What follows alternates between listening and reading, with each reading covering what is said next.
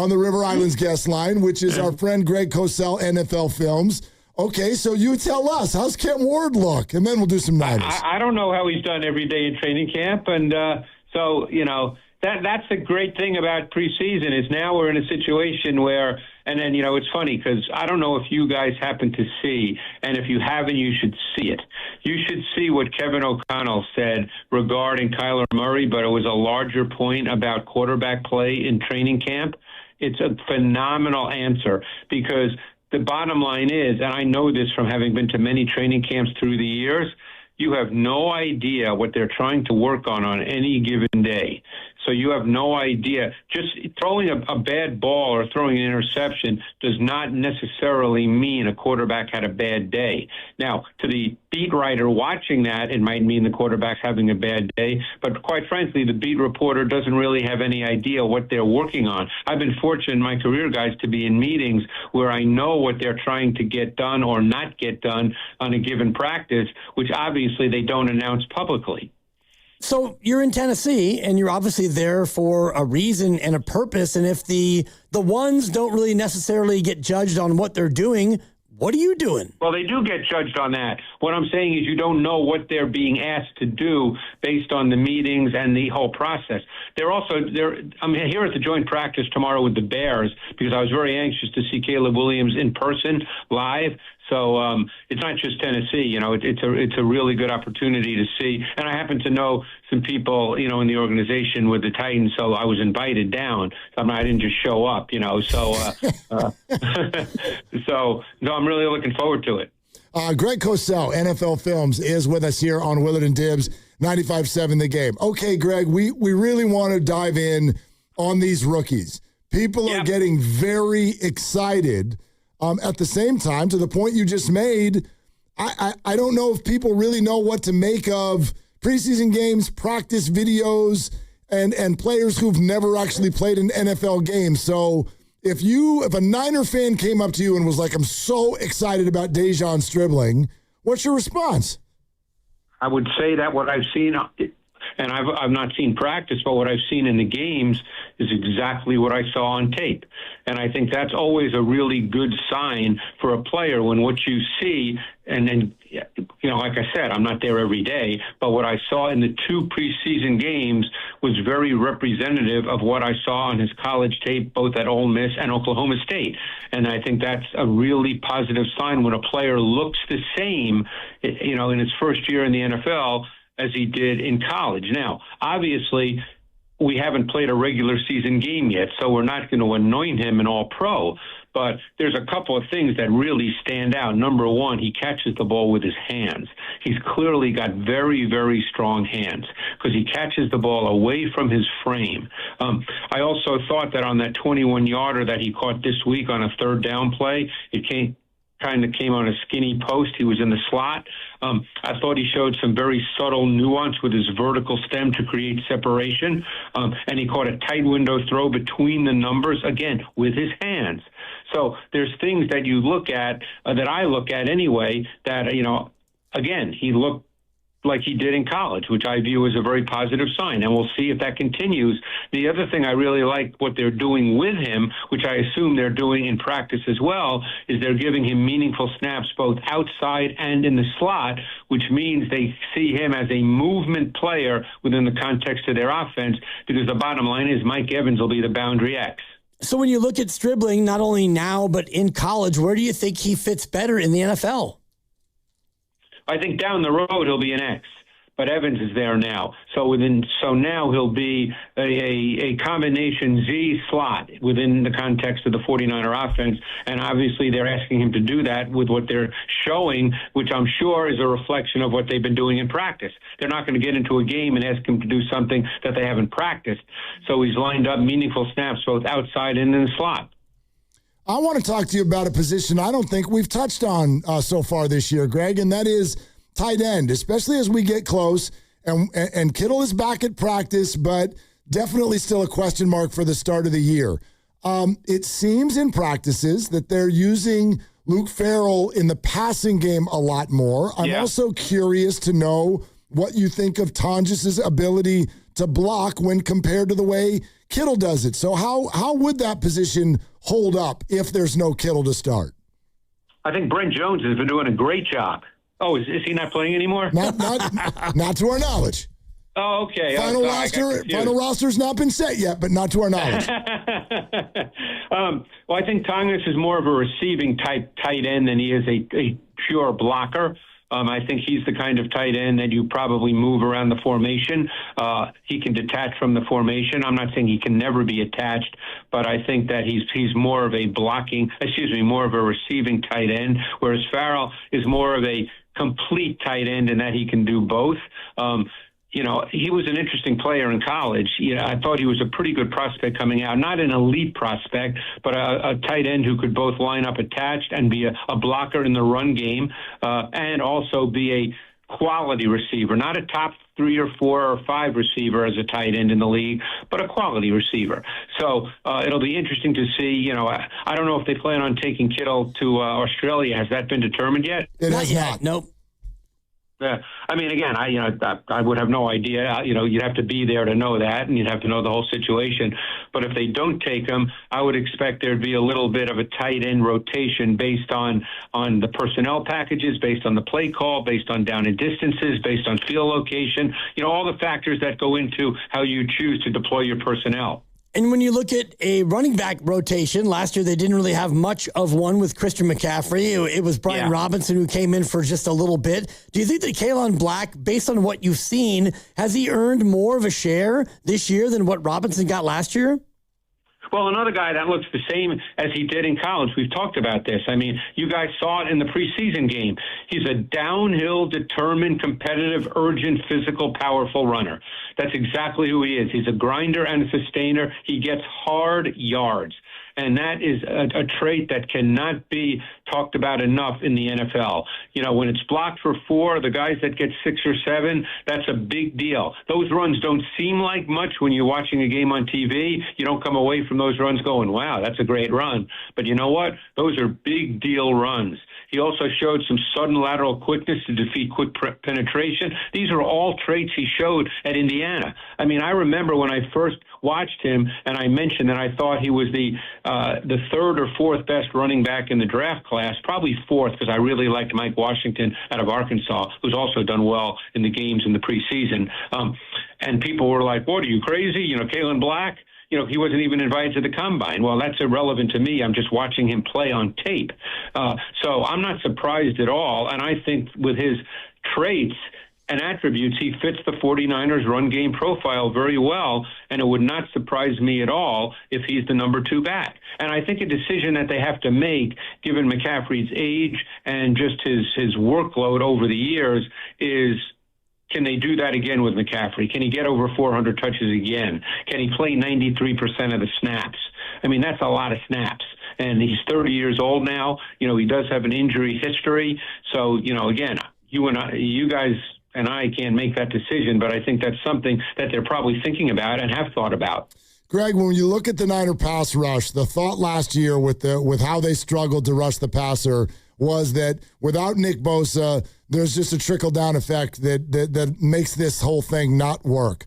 I'm not saying Nick Bosa is not going to play this year. I know he's a little dinged up right now, but if Nick Bosa were to miss time, do you think that this defensive line, Odigizua, Grayson Holton, do you think that they're better equipped to handle that if it's just, a short period of time? Well, then it comes down to what they're going to do on the outside, because I think clearly they've upgraded the inside with Odigizua, and I think Grayson Halston will get snaps once the regular season starts inside based on situations. He's not going to be a starter in rundown situations, but I think Halton's going to play snaps in pass rush situations. So the question is, what do they do on the outside? What is Mikael Williams' status as we speak? Is he going to be ready week 1 or not? It is sounding like PUP list is likely, but not decided for sure. Yeah, so let's assume he's ready. He's going to be ready early in the season. So what the decision they have to make then is, because as we discussed, when last year, when they went to their pass rush group in 3rd down and pure pass situations, they moved Mikael Williams inside to D-tackle to rush the quarterback.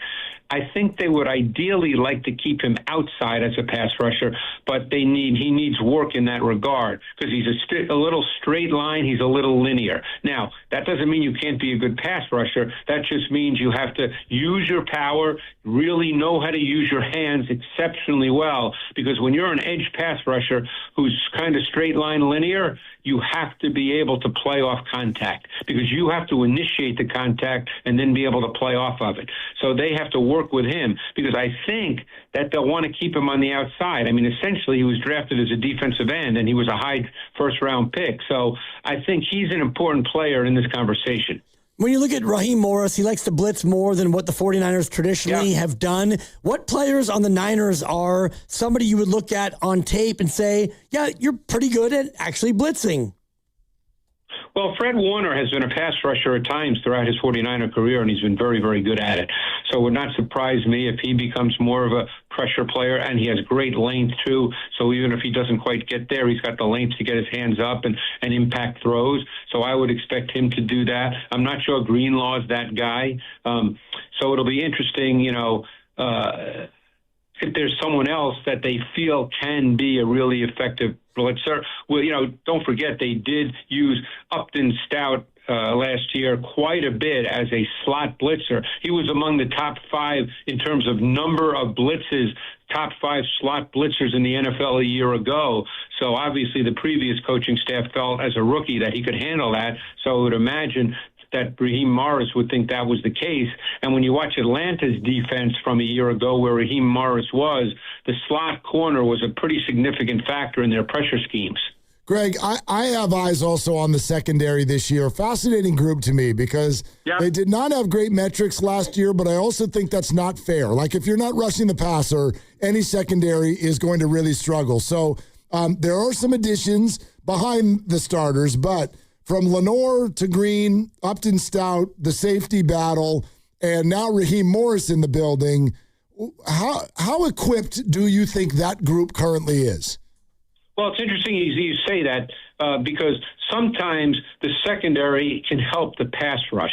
And by that I mean, under Robert Saleh, he had a definite way of how he wanted to play zone coverage. He was a landmark vision zone coverage coach, meaning that the underneath defenders would drop to a spot, eyes on the quarterback, not necessarily reading routes and not doing what we would call match, carry, deliver. So in other words, the match, carry, deliver principle means that you minimize the gray areas in coverage ideally. It doesn't work 100%, but you're matching routes instead of dropping to a spot. You're carrying them to a certain spot because it's zone, and then you're passing them along to someone else.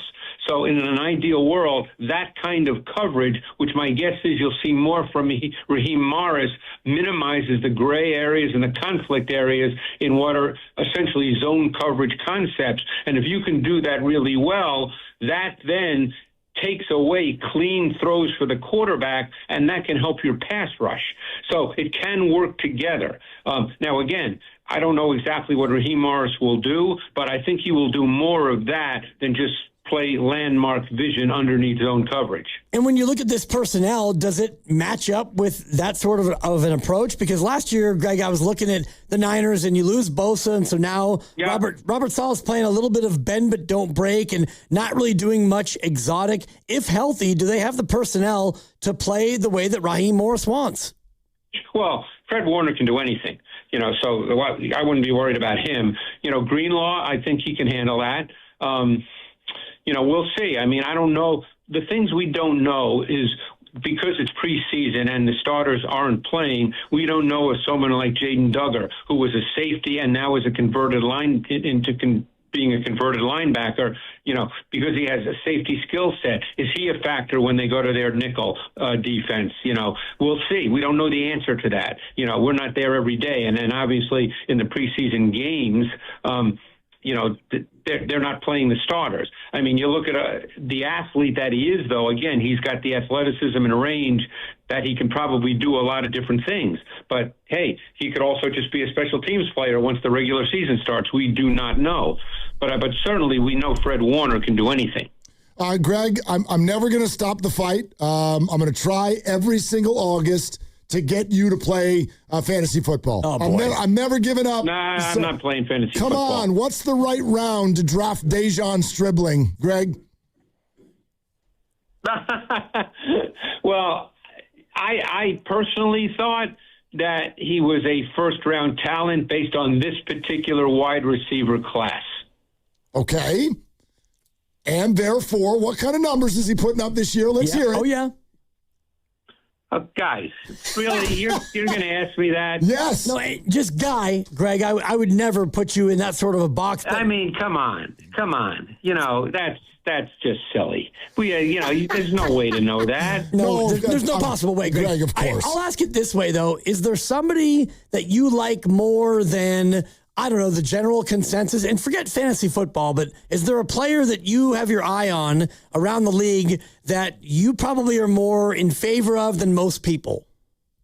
Well, I can think of one guy just because I've been conscious of who I'm seeing play tomorrow. And I know he's hurt now, but he'll be ready week 1. I think Luther Burden is a big-time receiver, and I think that he will put up big numbers in the Ben Johnson pass game. What about rookie wide receivers? Like if I just ask you, who are you most intrigued to see? Obviously, Stribling's on the list, but who else do you like? Well, he'd be first on the list because, quite frankly, Tyson's out for at least 2 months. Mekhi Lemon hasn't practiced yet with the Eagles, I don't believe, or if he has, it's been minimal. So, Stribling to me, and he's practiced every day, and he's performed in the preseason games.